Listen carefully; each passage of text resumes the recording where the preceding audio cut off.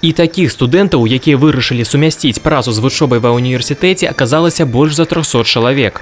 Брестский государственный технический университет, можно сказать, в этом году стал палочкой-выручалочкой для всего студотрядовского движения города Бреста и Брестской области. Для них это большой опыт, для них это возможность найти новых друзей, узнать что-то новое. Самыя запатрабаваныя ва універсітэце, вядома, будаўнічыя атрады. Удзел у іх магчымасць паспрабаваць сябе ў якасці сапраўднага майстра. Дарэчы, свае прафесійныя навыкі студэнты скарысталі таксама і пры рамонце роднага універсітэта. Работа в студенческих отрядах приносит много плюсов. Это, например, получение разрядов, повышение квалификации. В будущем это помогает им при трудоустройстве, а также определенные надбавки к заработной плате. Сярэднямесячны заробак студатрадаўцаў Брэсцкага дзяржаўнага тэхнічнага універсітэта вагаецца ад 400 до 450 беларускіх рублёў. Па словах навучэнцаў, гэта добрая прыбаўка да іх студэнцкага бюджэта.